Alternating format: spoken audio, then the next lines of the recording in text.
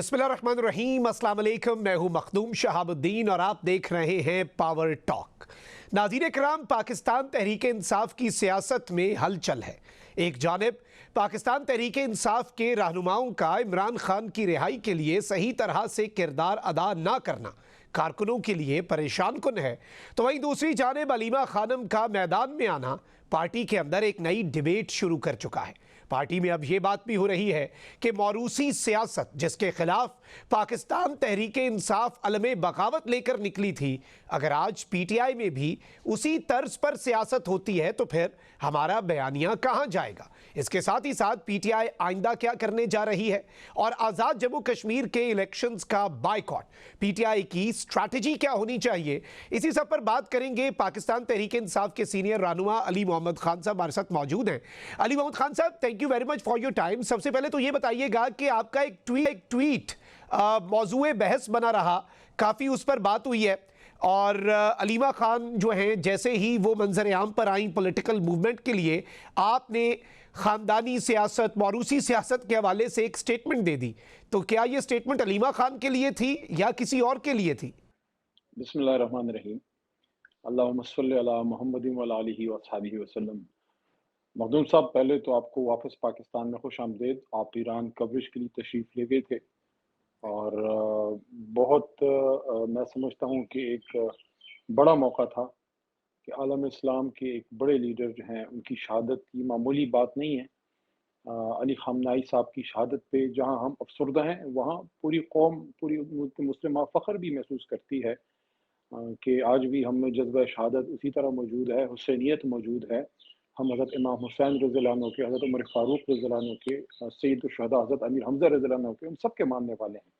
तो आलम इस्लाम में शहादत का जज्बा ज़िंदा है, आपने उसको कवर किया। हाँ, हमारे लिए लम्हा फ़िक्रिया ज़रूर है कि तागूत इतना ताकतवर हो गया कि हमारे घरों में घुस के इतनी बड़ी मज़हबी शख्सियत को शहीद करके चला गया और हम सब सिर्फ मजम्मत करते रह गए। अच्छा काम किया पाकिस्तान ने, हमने उसमें एक पीस कर दिया, डील के लिए कोशिश की, बड़ा अच्छा काम है। लेकिन उम्मत मुस्लिमा की लम्हा फ़िक्रिया है कि अमेरिका या इसराइल हमारे घर में घुस के हमारे ही एक बुजुर्ग को, क्योंकि ईरान क्या है, पाकिस्तान क्या है, सऊदीया क्या है या इराक क्या है, हम सब मुसलमान हैं। बहरहाल उम्मत मुस्लिमा के सीने पे एक घाव लगा के चला गया दुश्मन। जहाँ तक ये मौजूदा मामले का ताल्लुक है, ये इस ट्वीट का तो अफवाहों से कोई ताल्लुक नहीं है, क्योंकि वो ना सियासत में है, ना उनका कोई सियासी मिशन है।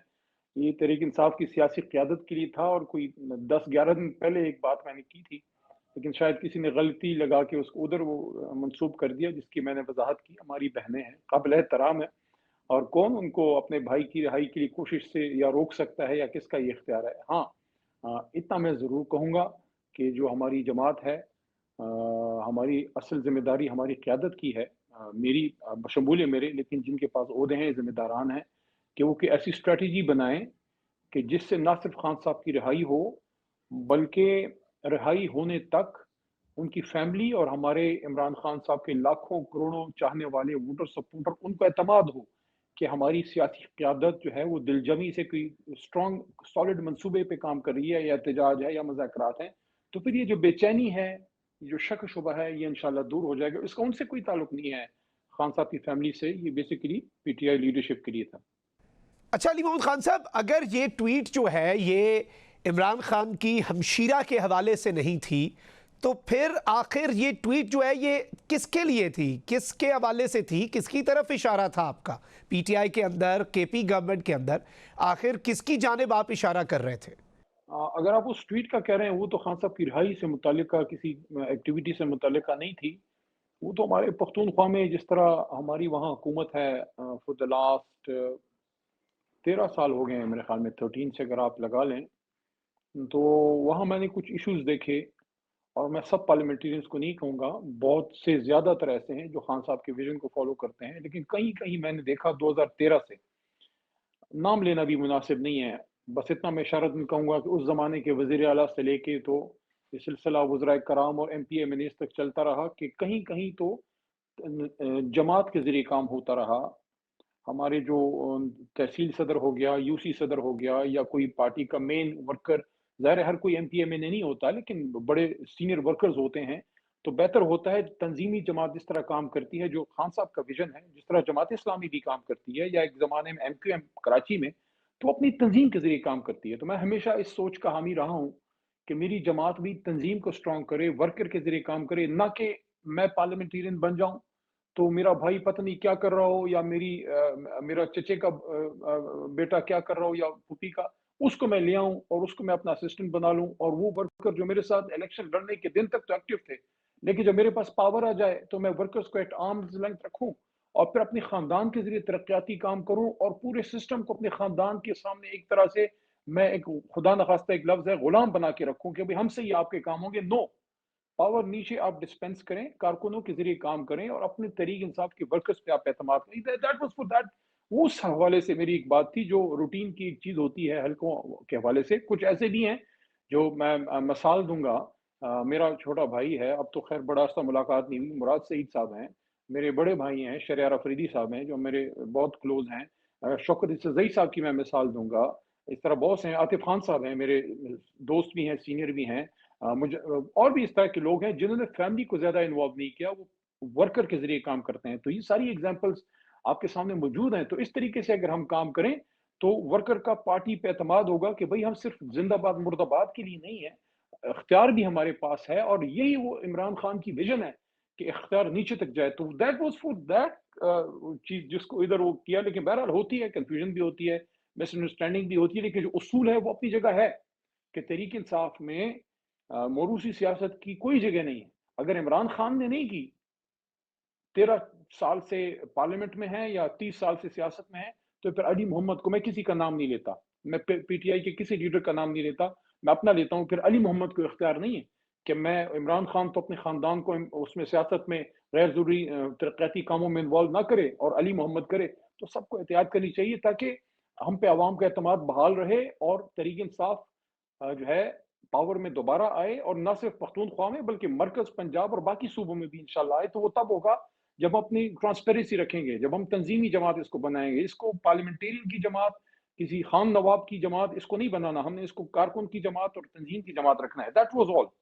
اس پہ میری وہ تفصیلی میری ٹویٹ موجود ہے 1 جولائی کی۔ اچھا، ابھی ریسنٹلی ایک پی ٹی آئی کے جو ایم پی ہیں انہوں نے سہیل آفریدی کو بھی خط لکھا ہے، اور سہیل آفریدی کے بھائی کی مداخلت جو ہے کے پی کے انتظامی معاملات میں، اس پر بات کی۔ تو یہ سہیل آفریدی کے حوالے سے تھی بات یا کسی اور کے حوالے سے؟ نہیں، اس کا اس سے کوئی تعلق نہیں ہے، میں وہ کبھی یہ حال ہی اس کے یہ سہیل سے نہیں ہے متعلقہ۔ صحیح، آپ کا نقطہ آ گیا۔ اچھا، اب علی محمد خان صاحب ذرا پی ٹی آئی کی اسٹریٹجی پر بات کر لیتے ہیں۔ ایک کشتی منجدار میں ہے، لیکن پی ٹی آئی کے اندر کوئی کہتا ہے مفاہمت ہو، کوئی کہتا ہے مزاحمت ہو۔ 3 سال عمران خان کو جیل میں ہونے جا رہے ہیں۔ پہلے آپ کہتے تھے کہ رہائی، اور اب آپ لوگ کہتے ہیں کہ رسائی بھی نہیں مل رہی، اور صرف رسائی کے لیے بھی اتنی محنت کرنی پڑ رہی ہے، حکومت وہ بھی نہیں ملاقات کروا رہی۔ تو اسٹریٹجی آخر ہونی کیا چاہیے؟ مختوم صاحب دیکھیں، وہ ایک ہمارے پشتو میں ایک ضرب المثل ہے پختونخوا میں، اس کا مفہوم یہ ہے کہ اللہ کرے مریض کو شفا ملے، چاہے حکیم کی دوا ہو یا ڈاکٹر کی دوا۔ سمجھ آ گئی؟ تو ہمیں ہمارا لیڈر محترم عمران خان صاحب باہر چاہیے، ٹھیک ہے؟ یہ میں اپنی بات تو کر رہا ہوں، لیکن میں عوام کی یا کارکن کی ایک دل کی بات جو میں سمجھوں وہ یہ ہے کہ بھئی ہمیں ہمارا لیڈر زندہ سلامت ٹھیک ٹھاک حالت میں واپس چاہیے کہ وہ اس جماعت کو لیڈ کرے، کیونکہ ماشاءاللہ خان صاحب صحت مند ہیں، ان کے کافی سال اللہ کرے وہ زندہ رہیں، اللہ ان کو زندگی دے، تو ان کے کافی ایکٹیو ایئرز باقی ہیں، تو کیوں ان کو ضائع کیا جا رہا ہے؟ اور یہ حکومت سے بھی سوال ہے، طاقتوروں سے بھی سوال ہے۔ تو اس کے لیے اب کیا طریقہ اختیار ہو؟ کارکن کہتا ہے بھئی خان کو باہر لے کے آؤ، یہ نہیں کہ اپنا نظریے پہ کمپرومائز کرو، سر جھکا کے آنا ہے تو پھر پہلے ہفتے نکل آتے ہیں، وہ نہیں۔ اپنی عزت نفس، اپنے نظریے کو بچا کے بھی کوئی راستے ہوتے ہیں۔ سیاستدان کا کیا کام ہے؟ سیاستدان کا کام ہم کوئی ڈیلر تو نہیں ہے گاڑیوں کے کہ ہم بس گاڑی کی ڈیل کرنے نکلے ہیں کہ کسی بھی طریقے سے کوئی گاڑی ہم نے لینی ہے، زمین کی کوئی ڈیل ہے، نہیں، یہ سیاست ہے۔ اس میں آپ نے اپنا نظریہ بچا کے راستہ نکالنا ہے۔ تو اس میں احتجاج بھی ایک راستہ ہے، مذاکرات بھی ایک راستہ ہے۔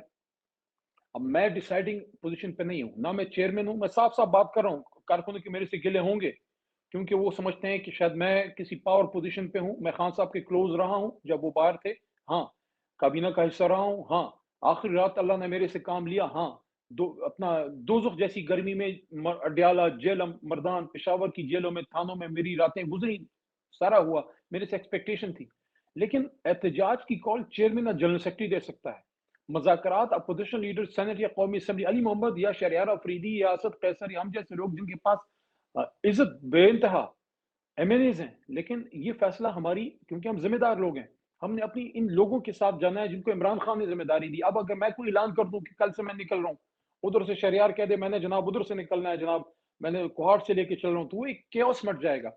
اس لیے پارٹی ایک تنظیم ہوتی ہے، ایک سٹرکچر ہوتا ہے، صوبائی صدر، مرکزی جنرل سیکرٹری، مرکزی چیئرمین۔ اب یہ جو ذمہ دار لوگ ہیں، 2-3 سال سے عہدوں پہ ہیں، ان سے توقع ہے عوام کی کہ وہ ایک اچھا منصوبہ، اچھی کوئی پلاننگ، کوئی پریکٹیکل چیز سامنے لے کے ہم ان کے ساتھ ہیں۔ کوئی احتجاج آپ نے پرامن کرنا ہے، علی کو اپنے ساتھ پائیں گے۔ آپ نے مذاکرات، جو کہ میں اکثر کہتا ہوں کہ مذاکرات کیجئے، لیکن فروٹفل مذاکرات، ریزلٹ اورینٹڈ، اس میں اگر آپ جاتے ہیں وی آر ود یو، لیکن کچھ کیجئے۔ اس کے لیے ابھی اس ہفتے میٹنگ ہے، میری بھی اس میں ریکویسٹ تھی، کچھ اور ساتھیوں کی بھی تھی کہ بھی ایک میٹنگ آپ کیجئے، کیونکہ اجلاس ختم ہوئے 2 ہفتے ہونے کو آئے ہیں اور اگلا اجلاس 2 ہفتے بعد ہوگا، تو بیچ میں یہ گیپ میں ہم ایسے تو نہیں بیٹھ سکتے، کچھ نہ کچھ تو کرنا ہے خان صاحب کی رہائی کے لیے۔ اس ہفتے شاید ایک اجلاس ہو جائے، تو اس میں پھر دیکھتے ہیں کہ ہماری جو قیادت ہے وہ ان کے پاس اس وقت آگے کیا لائے عمل ہے، اور ہم بھی اپنی تجاویز دیں گے، اور اس سلسلے میں سسٹرز کی بے چینی بالکل سمجھ میں آتی ہے، ان کی جو ہے کسی حد تک مایوسی بھی ہے، جو سمجھ میں آتی ہے قیادت سے، کہ قیادت شاید اتنا نہیں اچیو کر سکی جو کرنا تھا، لیکن یہ بھی ضرور ذہن میں رکھیے کہ یہ قیادت جیسی بھی ہے کا مطلب یہ ہے کہ ابھی خان کو نکال نہیں سکی، لیکن یہ امتحان سے گزر کے آئے ہوئے لوگ ہیں، جیلیں کاٹ کے آئے ہوئے لوگ ہیں، 50-50 سال کی سزائیں لوگوں کو ہو گئی ہیں، گھر ٹوٹ گئے ہیں، بچے اغوا ہو گئے ہیں، کاروبار بند ہو گئے ہیں، فیملیز ڈسپرس ہو گئی ہیں، ڈسپلیس ہو گئی ہیں۔ میں ایگزامپل دوں گا، لوگ بڑا تنقید کا نشانہ بناتے ہیں۔ میں ایک ایگزامپل دوں گا شیخ وقاص صاحب کی، وہ ابھی تک اپنے گھر نہیں جا سکتے، ان کی بوڑھی ماں ہے۔ میں ایگزامپل دوں گا شہریار خان افریدی صاحب کی، وہ پشتون علاقے سے تعلق ہے، ان کی وائف کو تکلیف جیل، ان کی بچیوں کو روڈ پہ جو ہے نکلنا پڑا گھر سے رات کو، جب وہ سارے معاملات ہوئے، جب ان کی گرفتاری ہوئی، تو اس طرح کی قربانیاں دے کے لیڈرشپ کھڑی ہے۔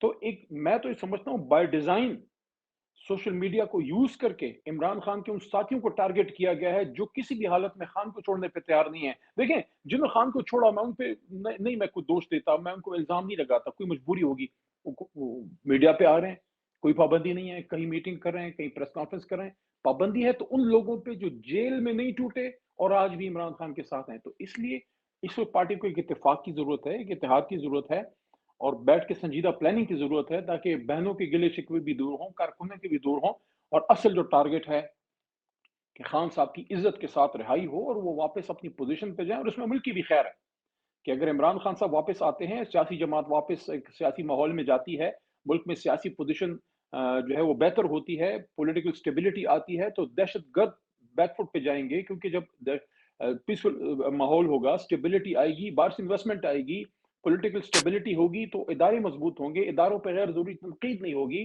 ساری لڑائی سیاسی لوگوں کے بیچ میں آ جائے گی اور ادارے بیچ میں سے نکل جائیں گے۔ تو مجھے نہیں سمجھ آتی کہ اتنے لمبے عرصے تک خان صاحب کو جیل میں رکھ کے ملک کی کون سی خدمت ہو رہی ہے۔ I fail to understand، یہ کون سی لاجک ہے؟ I really fail to understand۔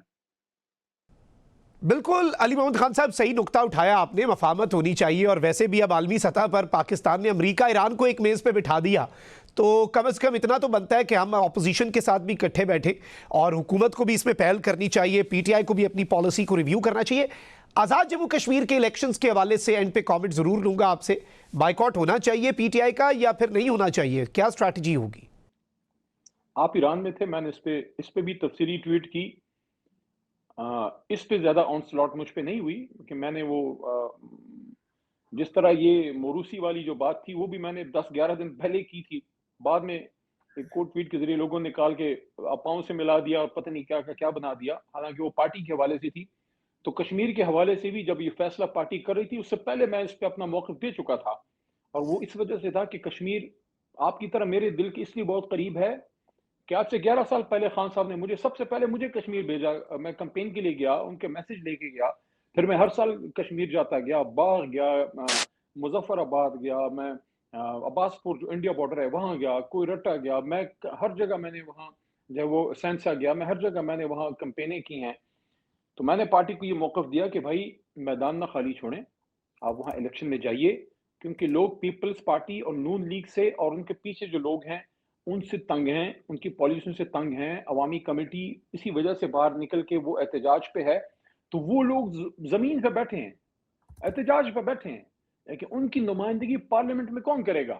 Kashmiri عوام کی نمائندگی پارلیمنٹ میں کون کرے گا؟ یہ تو نہیں کر سکتے نا، یہ تو ادھر حکومت میں بیٹھے ہیں، پیپلز پارٹی نون لیگ ادھر حکومت میں ہے، اب کشمیر میں کیسے حکومت اپوزیشن میں علیحدہ علیحدہ بیٹھ سکتے ہیں؟ یہ تو ایک ہی فرینڈلی میچ ہے۔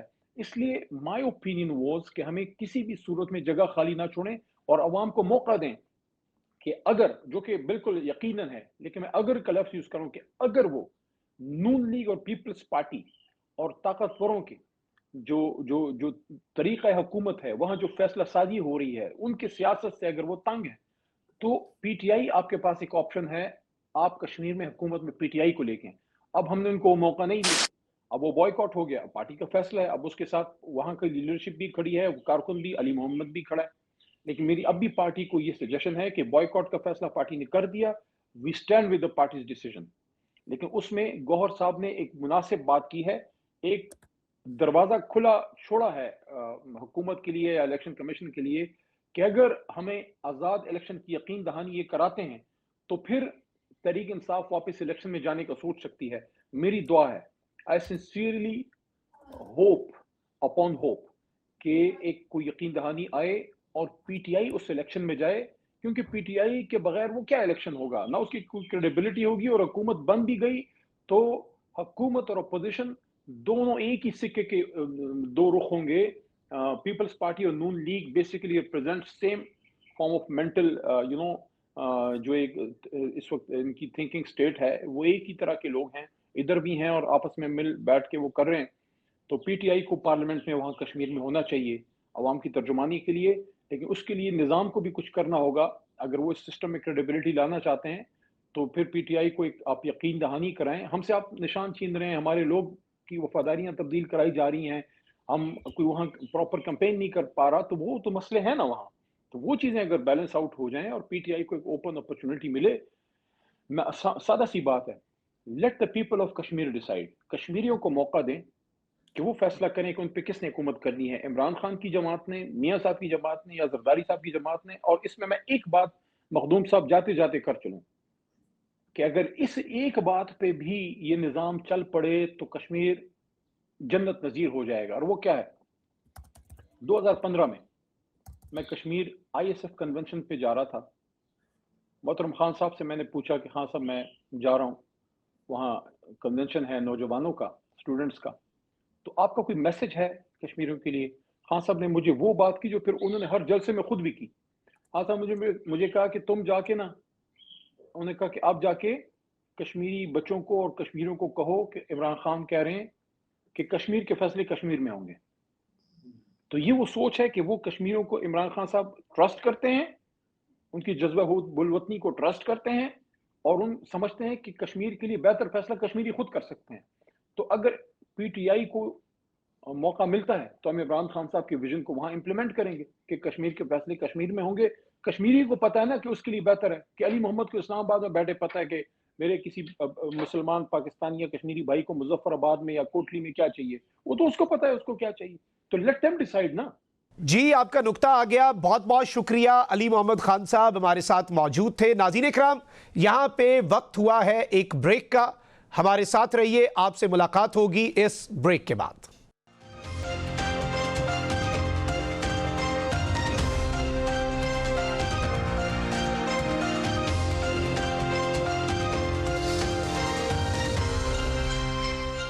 Welcome back after the break. ناظرین اکرام، مشرق وسطیٰ کی صورتحال ایک مرتبہ پھر تشویشناک ہو چکی ہے۔ ایک جانب تو امریکہ اور ایران کے درمیان جنگ باقاعدہ طور پر دوبارہ سے شروع ہوتی ہوئی نظر آ رہی ہے، تو وہیں دوسری جانب اس جنگ کا ایک ریجنل جنگ میں کنورٹ ہونا، اس کے امکانات بھی نظر آ رہے ہیں۔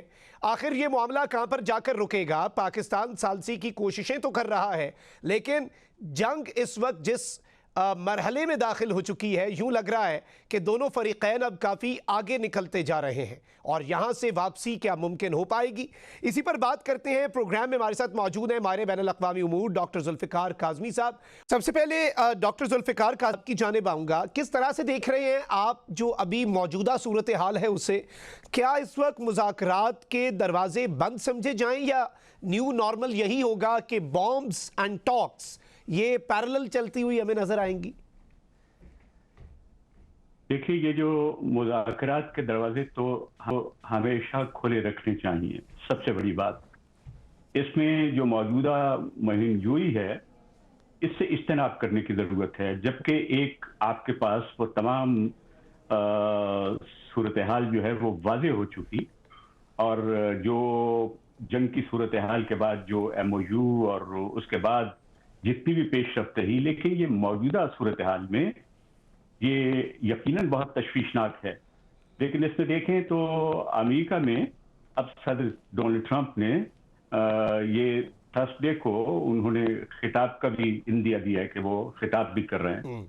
اس خطاب میں کہیں گے کہ اس مذاکرات کی بات ہوگی، اس میں ان حملوں کو کے ساتھ دیکھا جائے گا اور اس کے پس منظر وہ کیا کہنا چاہیں گے.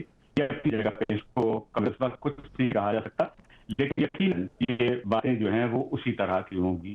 تو ملاقات کو تو کسی صورت میں سمجھتا ہوں کہ اپنے کی کوشش دونوں جانب سے نہیں ہونی چاہیے.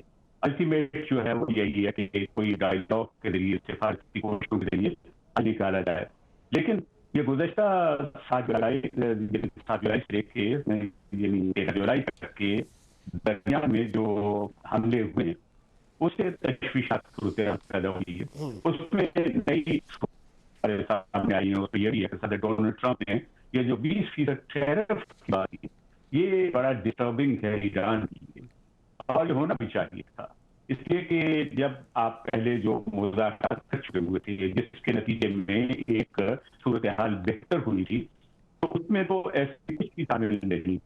ایران اس آبی شاہراہ کو جتنی اہمیت دیتا ہے اور دنیا کے پیش نظر اس آبی شاہراہ کی اہمیت جو ہے وہ بھی بہت واضح ہے. لیکن ایران کا موقف جو ہے اس کو صحیح معنوں میں سمجھنے کی ضرورت ہے. اب ایرانی وزیر خارجہ آپ کی نے بہت ایک میں سمجھتا ہوں کہ ان کی اسٹیٹمنٹ کو غور سے دیکھنے کی ضرورت ہے اور سمجھنے کی ضرورت ہے، جس میں انہوں نے کہا کہ یہ ٹیرف کے معاملات ہیں، لیکن یہ دیکھنا ہے کہ اس کے سہولیات فراہم کرنے والا ملک کون سا ہے. وہ ظاہر ہے کہ وہ اپنی جانب اشارہ کر رہے تھے ایران کی جانب، اور امریکہ کو انہوں نے یہ بالواسطہ طور پہ یہ ایک میسج ہے کہ ٹیرف کے معاملہ، اور پھر انہوں نے کہا کہ اس سے ہاربل ریٹ، مطلب یہ کہ اگر آپ دیکھیں تو 20% ان معاملات پہ امریکہ اور 20% کو وصول کرنا چاہتا ہے، اور وہ یہ ہدف جو ہے میرے خیال میں لاجیکل نہیں. اور موجودہ صورتحال میں جبکہ وہ حملوں کی یہ ایک منظرنامہ جو ہے دنیا کے سامنے ایک عجیب سا منظرنامہ ہے، تو اس کے پیش نظر امریکہ کو اب بڑے محتاط طریقے سے ان چیزوں کو لینا چاہیے، لیکن بہت غیر محتاط رویہ ہے، اس میں کوئی شبہ نہیں ہے امریکہ کا.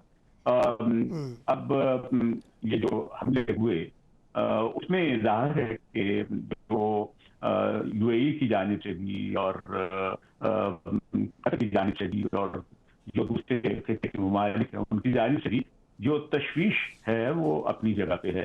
اور ایران نے بھی ظاہر ہے کہ ریٹیلیٹ کیا، اور ان حملوں کے جواب میں جو انہوں نے اہداف پہ جو امریکی اہداف ہیں ان کے جو فوجی ان کے اڈے ہیں اس سے متعلق جو ہے وہ حملے کی. تو یہ صورتحال تو مذاکرات سے ہٹ کے ہے، لیکن دیکھنا یہ ہے کہ تمام تر تاریخ کو اگر دیکھا جائے، مہم جوئیوں کی تاریخ کو دیکھا جائے، اس طرح کی فوجی وارداتوں کی تاریخ کو دیکھا جائے تو کیا نکلتا ہے بالآخر جو ہے وہ آپ نے کہیں تصفیہ طرف جو معاملات ہوتے ہیں اس کو مذاکرات کرنے ہوتے ہیں، بات کرنی ہوتی ہے. تو اس بات کو لینے کی ضرورت ہے. تو اب یہ دیکھنا یہ ہے کہ صدر اپنے لوگوں سے کیا کہتے ہیں جب وہ تھرسڈے کو بات کریں گے، ان کا خطاب ہوگا اور اپنی امریکی عوام سے خطاب کریں گے، تو اس میں انہوں نے کیا اہداف کو واضح کرنا ہے. ایک جانب تو وہ یہ کہتے ہیں کہ ہم جو ہے وہ صورتحال کو بہتر بنانے کے لیے ان تمام چیزوں سے نکلنا چاہتے ہیں، لیکن دوسری جانب جو ہے یہ وہ تواتر کے ساتھ جو ہے وہ ایک سلسلہ جاری ہے. اس کو روکنے کی ضرورت ہے. اگر دنیا کی معیشت کا معاملہ ہے، دنیا کی امن کی جو خواہش ہے وہ کہیں پس پش ڈالی جا رہی صحیح. ہے، تو اس چیز کو پاکستان کی کوشش آپ نے دیکھا کہ کتنی اہم تھی، تو یہ اس صورتحال میں اس طرح سے دیکھنے کی ضرورت ہے. جی یہ بڑا عام نقطہ ہے. بالکل ڈاکٹر ذوالفقار کاظمی صاحب آپ ہمارے ساتھ ہی رہیے گا. ہمارے ساتھ پروگرام میں دفاعی تجزیہ کار بریگیڈیئر ریٹائرڈ آصف ہارون صاحب بھی موجود ہیں. بریگیڈیئر صاحب، کس طرح سے آپ دیکھ رہے ہیں جو موجودہ صورتحال ہے اسے، اور اس میں جس طرح سے ابھی ہم یہی گفتگو کر رہے تھے کہ کیا امکانات ہیں ابھی بھی ٹاکس کے، کیونکہ الٹیمیٹلی جتنی مرضی جنگ ہو جائے اس کے بعد بیٹھنا تو پڑتا ہے، لیکن یو ایس کی پالیسی اور ایران میں بھی جو سینٹیمنٹ ہے، کیونکہ ہم نے بھی آئی واز ان ایران 5 دن جو وہاں پر سینٹیمنٹ دیکھا، جو سرخ پرچم لے کر 43 ملین لوگ نکلے، تو ایران میں تو سینٹیمنٹ جنگ کا بالکل ہے. اور امریکہ کو اس وقت آخر کیا لگ رہا ہے کہ اس طرح سے کیا ایران سرنڈر کر دے گا؟ دیکھیں جی، یہ جنگ اصولاً تو ہونی نہیں چاہیے تھی. یہ جنگ جو ہے صرف اور صرف اسرائیل کی جنگ تھی، جس میں امریکہ کو دھکیلا گیا نتن یاہو نے اپنے اس کے پولیٹیکل اور ملٹری آبجیکٹیوز کی وجہ سے. اور یہ خواہش جو ہے نتن یاہو کی آج کی نہیں ہے، یہ بہت پرانی تھی. اس نے اپنے مڈل ایسٹ میں زیادہ تر مقاصد جو ہیں وہ اپنی زور بازو سے جو ہے وہ اس کے لحاظ سے اچیو کر لیے ہیں. یہ جو اس نے غزہ کا جو حال کیا، ویسٹ بینک کا جو کیا، اور لیبنان کا کیا، اور پھر حوثیز کو بھی اس نے انڈر فائر رکھا. تو اس کے بعد پھر اس کا آخری جو ایک رکاوٹ جو تھی، اس کے بڑا جو ایک مشن تھا گریٹر اسرائیل کا، تو وہ اس نے اچیو کرنا تھا. اس کے لیے وہ پہلے تو اس کے نیوکلیر پاور کا اس کا تھا کہ جی اس کو نیوکلیر بام نہیں بنانے دینا. لیکن وہ جب JCPOA ایگریمنٹ جو ہوا اوباما کے وقت میں، تو اس کے بعد پھر اس نے یہ دیکھا کہ ان کی تو جوہری نہیں، اس سے تو زیادہ طاقت ان کی جو میزائل پاور کی ہے، تو وہ مجھے زیادہ خطرہ ہے. تو پھر اس نے جو ہے نہ یہ کہ یہ کہا کہ اس کی 0% کے اوپر یورینیم انرچمنٹ کو لائیں، اور دوسرا یہ ہے کہ اس کی میزائل پاور کو بھی جو ہے رول بیک کریں. لیکن یہ جو جنگ تھی، اس میں ان کا پہلا جو سب سے جو ہدف جو یہ تھا، یہ رجیم چینج کا تھا کہ جس طاقت کے ساتھ ہم دونوں، ایک نیوکلیر پاور اور وہ دنیا کی نمبر 1 پاور اور مڈل ایسٹ کی وہ سب سے بڑی پاور مل کے جب حملہ کریں گے، اور وہ پچھلی جو جون کی جنگ سے آج تک جو ہے انہوں نے جس طریقے سے اس کو مزید سینکشنز یہ لگا کے اور اس کی اکانومی کو جو ہے ڈیریل کر کے اور اس کا تمن جو ہے وہ 14-15 لاکھ تک جب یہ پہنچا دیا، تو پھر ان کو یہ ہوا کہ اب اندر جو ہے لوگ وہاں تنگ آ گئے ہیں اور وہ خود جو ہے اس سے جان چھڑانا چاہتے ہیں. اس یہ ریلیجس ایکسٹریمسٹ رجیم سے وہ جان چھڑانا چاہتے ہیں. تو یہ سب سے بہترین موقع ہے، اور ہم ان کی سینٹر آف گریوٹی کو، جو ان کا جو علی خامنائی ہے، اس کو ہم مار دیں گے، IRGC کے کمانڈر کو ہم مار دیں گے، تو وہ ان کی جان یہ نکل جائے گی. اور خاص کر کے جب اتنا بڑا ایک نیول بیڑا جو ہے وہ ہم پرشین گلف میں ڈپلوائے کر دیں گے، اور اتنی زیادہ اس کی جو نیول ایئر بیسز ہیں اور نیول بیسز ہیں around the Persian golf and Iran, تو وہ ہم اس کو کچھ دنوں میں ہم رام کر دیں گے. وہ ہوا نہیں تو وہ اس کے نہ پولیٹیکل نہ کوئی ملٹری آبجیکٹیوز کرے، بلکہ دیکھنے میں یہی آ رہا ہے کہ یہ جنگ ایک قسم کا ایران جو ہے وہ اس نے جیت لی. ان کی اسیمیٹریکل وار، ان کی ریزیلینس جو ہے وہ زیادہ حاوی ہوئی بنسبتاً جو ہے ایک ملٹری پاور کے.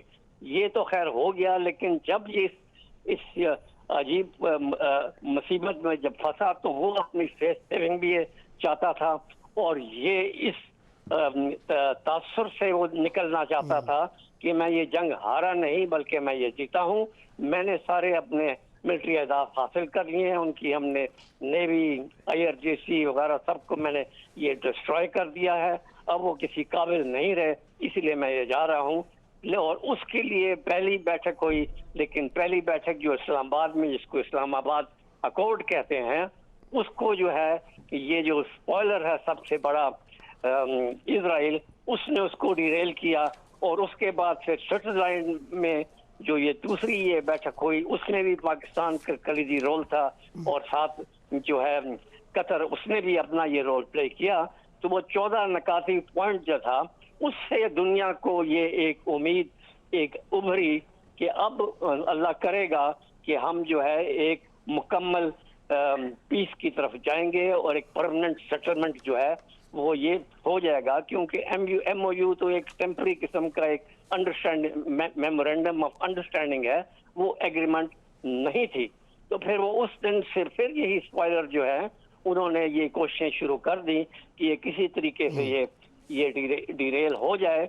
और फिर कोई दिन ऐसा नहीं जाता था, गुजरता था कि जो ट्रंप है वो धमकियां देता था कि मैं ये कर दूंगा, मैं वो कर दूंगा और उस तरह की। तो जब एक MOU साइन हो जाता है, पीस की तरफ कदम बढ़ जाते हैं, टेक्निकल टीम्स बन जाती हैं, तो उस वक्त कॉन्फिडेंस बिल्डिंग मेजर्स जो है ना वो अपना ये जाते हैं और माहौल को बेहतर किया जाता है, ना कि ये खराब होने को। तो वो उसने जो है ये जारी और सारी रखे। और फिर जो है एक स्टेज जब ये आई कि जब इन्होंने देखा कि इनका जो जहाँ तक ईरान है वो मिलिट्री ताकत तो वो अपनी ईरान के अपनी अमेरिका के खिलाफ डायरेक्ट तो इस्तेमाल नहीं कर सकता, जैसे उसने इसकी वल्नरेबल और सॉफ्ट स्पॉट्स को उसने टारगेट किया अमेरिका ने। इसने जो उनका वल्नरेबल स्पॉट्स हैं वो मिडल ईस्ट की उसकी जो 19 से ज्यादा जो मिलिट्री बेसेस हैं और एयर बेसेस हैं उनको जो है उसने गाये बगाए ये टारगेट रखा। और साथ ये है कि हरमूज जो है उसका सबसे बड़ा स्ट्रेटेजिक वेपन बन के ये उभरा, जिसको वो समझता है कि ये उसकी न्यूक्लियर बम से भी ज्यादा ताकतवर है। और मैं उसकी वजह से जो है मैं एक अच्छी तरीके से उसके साथ जो है टेबल टॉक करके और अपने लिए मराहत ले सकता हूं। बिल्कुल बिल्कुल ब्रिगेडियर साहब, यहीं से गुफ्तगू के सिलसिले को आगे बढ़ाएंगे, हमारे साथ ही रहेगा। यहाँ पे वक्त हुआ है एक ब्रेक का, आपसे मुलाकात होगी इस ब्रेक के बाद।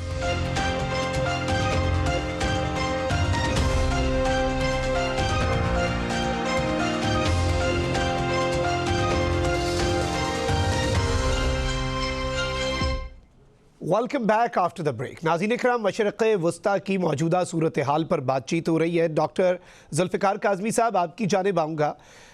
इस वक्त अगर हम अब आगे का मंजरनामा देखें तो आपको क्या लगता है, रियलिस्टिक अगर अप्रोच अपनाई जाए और चीज़ों को समझने की कोशिश की जाए, ये जंग फैलेगी या यहाँ से रुकेगी? अभी तक देखा जाए तो टिट फॉर टैट तो चल रहा है और यूएस ने भी अपने अटैक्स की जो इंटेंसिटी है वो बढ़ाई है, और ईरान भी उसी तरह से ऑपरेशन नसर 2 जो है वो स्टार्ट कर चुका है। उसकी 2 लहरें जो हैं वो अभी तक अमेरिका के बेसिस में कोहराम मचा चुकी हैं।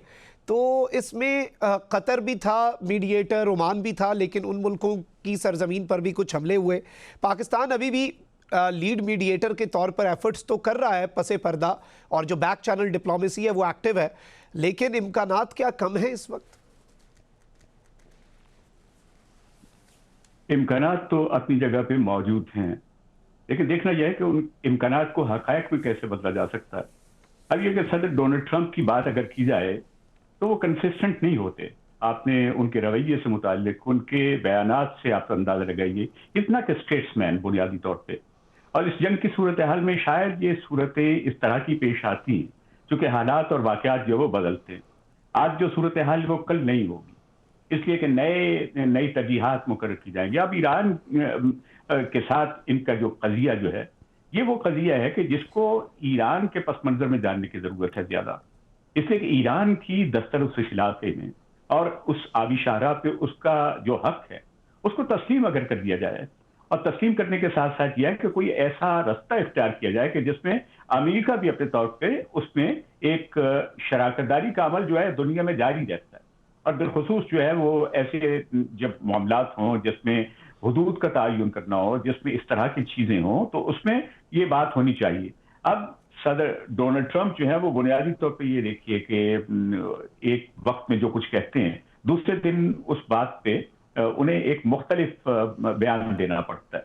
तो ये सूरत हाल जो उस चीज़ की मुतकाजी है कि देखें कि अमेरिका की सियासत के अंदर अब उन्होंने एक खत जो है आपके इल्म में कि कांग्रेस को लिखा और कांग्रेस पे उन्होंने ये वाज़ेह किया है कि 7 जुलाई से 13 जुलाई के ये मामला जो हमारे पेश नज़र हैं उसमें उन्होंने उस चीज़ को की वजाहत करना चाहिए कि हमने इन नई मुहिमजोई कहा जा सकता है, नए हमलों का आगाज किया।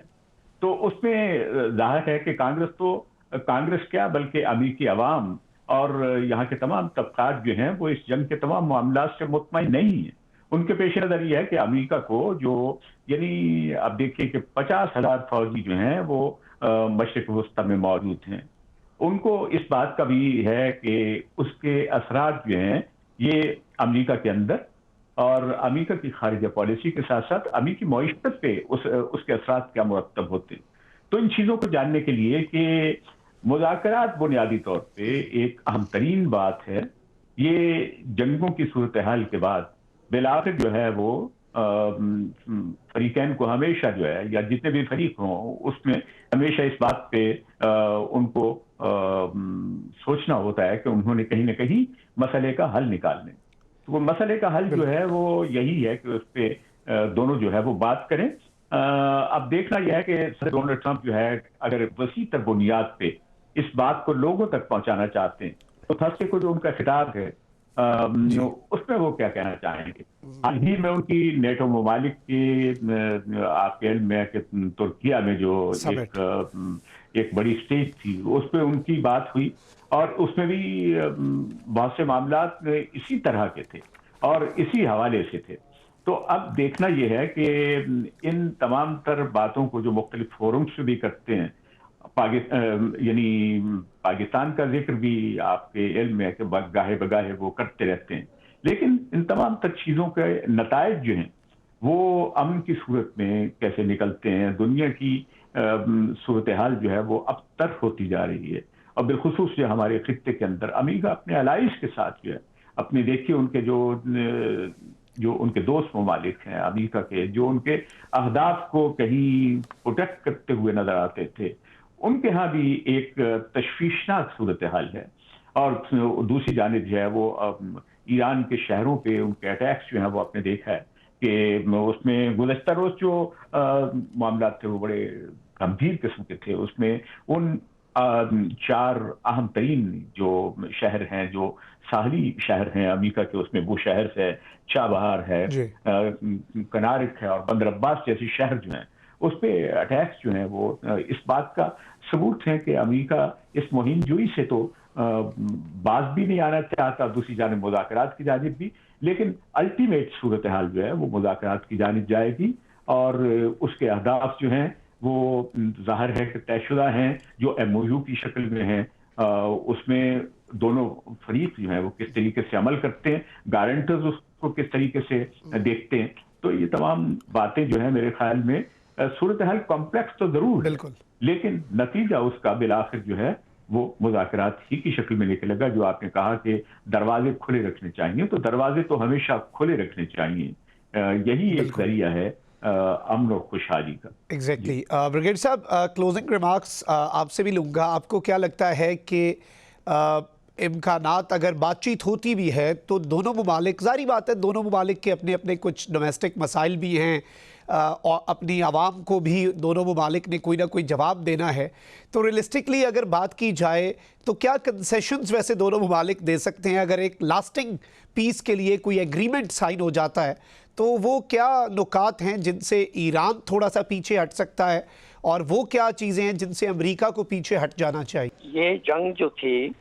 ये आज तक जो है ये पूरे खित्ते में फैल चुकी होती अगर पाकिस्तान ने अपना रोल प्ले न किया होता, क्योंकि जो दोनों सहूनी ताकतें हैं अमेरिका और ख़ासकर इजराइल, उनका शुरू दिन से ही ये प्लान था कि ये जंग को हम पूरे खित्ते में फैलाएंगे, पूरे गल्फ स्टेट्स को उसमें इन्वॉल्व करेंगे और फिर ये है कि सारा तावान भी उनसे भरेंगे और हमारी जो है ना पावर बेस जो है वो भी ये बढ़ जाएगा और हम फिर और आसान हमारे लिए हो जाएगा अपने मुकम्मल अहदाफ जो है वो हासिल करने के, और आपस में ये लड़ पड़ेंगे और फिर जो पाकिस्तान है वो फिर और ज़्यादा बीच में डीपली इन्वॉल्व हो जाएगा। तो ऐसा होगा नहीं। तो एक बात तो मैं ये करना चाहता हूँ। दूसरी बात ये है कि ये जो 14 निकाती जो MOU जो साइन हुआ, उससे पहले जो हालात इस नहज तक पहुंच चुके थे कि अमेरिका के सदर डोनाल्ड ट्रंप ने ये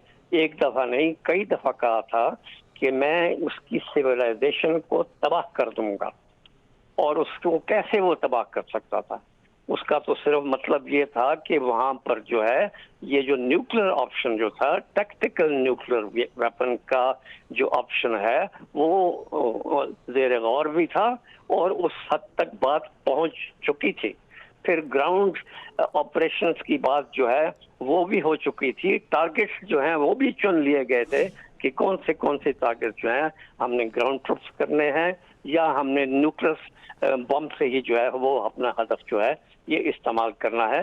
तो वो उस नहज तक पहुंचने से पहले ही MOU साइन हुआ, लेकिन ये 22 तारीख को साइन होता है और 27 तारीख तक किस्सा फिर जो है ये खराब होना शुरू होता है। और अब जो है ये बात जो है मेरे लिहाज से वो अब फैल चुकी है, क्योंकि ईरान जो है, जैसे मैंने पहले बताया था, वो अभी उसके जो मिलिट्री बेसिस हैं उन पे बड़े सख्त किस्म के हमले कर रहा है। और उसकी जो तनसीबात हैं उसने तकरीबन 12 से 16 उसके जो मिलिट्री बेसिस हैं उसको काफी हद तक नाकारा ये कर दिया है। रडार ऑपरेटिंग बेस जो है उसको भी डिस्ट्रॉय कर दिया है। ये भी उसने अपना तो अचीव कर लिया है, लेकिन इन्होंने भी उसके 2 दिन के अंदर जो है ना 140 अहदाफ जो है डिस्ट्रॉय किया। वो अब एक कदम आगे जाके उनकी जो रेलवे लाइन कम्युनिकेशन है, जो एक नजफ को ये जाती थी और ये दूसरी सेंट्रल एशिया चाइना को जाती थी, उसको भी वो डिस्टर्ब कर दिया है।